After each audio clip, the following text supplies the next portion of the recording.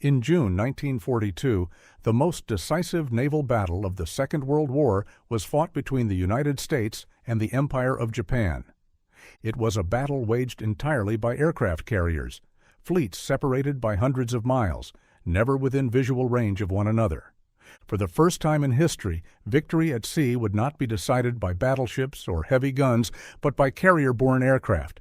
Bombers and torpedoes, planes flying vast distances over open ocean in search of their targets.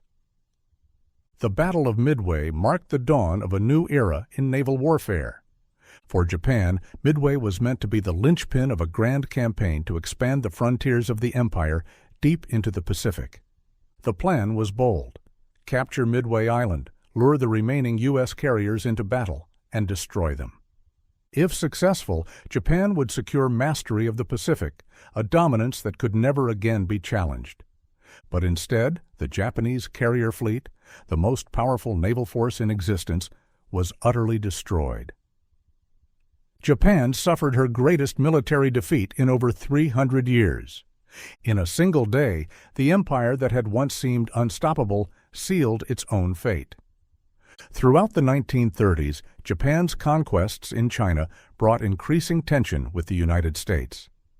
By 1940, America had imposed strict bans on the export of arms, scrap iron, and other vital materials to the Japanese Empire. When Japan continued its expansion, the U.S. responded with an oil embargo and froze all Japanese assets abroad. The impact was devastating. Japan relied on the United States for over 90% of its oil. Facing the prospect of economic collapse, Japan's leaders made a fateful decision: to seize the oil-rich territories of Southeast Asia by force. But first, they would have to neutralize a major obstacle: the U.S. Pacific Fleet, anchored at Pearl Harbor. Just before dawn on December 7, 1941, waves of Japanese bombers and fighters launched from aircraft carriers 230 miles north of Hawaii. Their mission: destroy the American fleet at anchor. Within 2 hours, 6 U.S. battleships lay sunk or crippled. 18 warships were destroyed or damaged. Nearly 200 aircraft were lost, and over 3,500 Americans were killed or wounded. The Japanese lost only 29 planes. It was a stunning victory.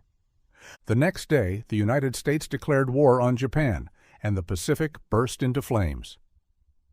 With the Pacific Fleet in ruins, Japan unleashed its long-prepared campaign of conquest. Within days, its forces struck across the Pacific and Southeast Asia, attacking the Philippines, Guam, Wake Island, Hong Kong, and Malaya. The Japanese advanced with terrifying speed.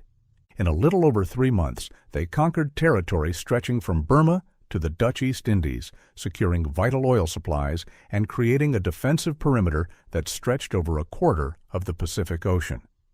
But despite their success, one threat remained: the few surviving U.S. aircraft carriers that had escaped Pearl Harbor.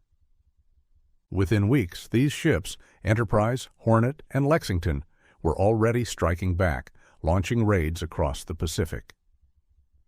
Then came one of the most daring operations of the war, the Doolittle Raid. In April 1942, 16 B-25 bombers launched from the carrier Hornet and struck Tokyo itself. The attack caused little physical damage, but its psychological effect was immense. For the first time, the Japanese homeland had been bombed. Humiliated, Japan's military leaders vowed revenge. They would push their empire's frontiers further east and destroy the American carriers once and for all. Their next target, a tiny atoll called Midway. By the spring of 1942, Japan's war machine was unstoppable. Her military leaders had devised an ambitious plan to occupy the strategic island of Midway, destroy the remaining American carriers, and secure Japanese supremacy over the Pacific. The attack on Midway was to be a complex operation involving a two-pronged approach: a direct invasion force and a decoy to mislead the Americans. The first step was a deception campaign using Japan's submarines to create a blockade around Pearl Harbor and Midway. At the same time, a large invasion force was to assemble, including troop transports and warships. This would draw American forces away from Midway, luring them into an ambush. The Japanese strike force was vast, featuring 4 aircraft carriers, Akagi, Kaga, Soryu, and Hiryu, along with battleships, cruisers, and destroyers. It was to be the mightiest carrier fleet ever assembled, capable of overwhelming the American defenses.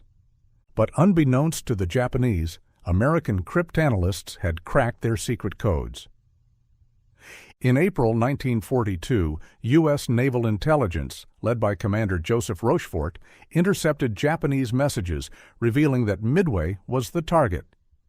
With the code broken, the Americans knew exactly when and where the Japanese would strike. The Americans had a critical advantage: time. They now had a window to prepare their defenses and plan their own attack.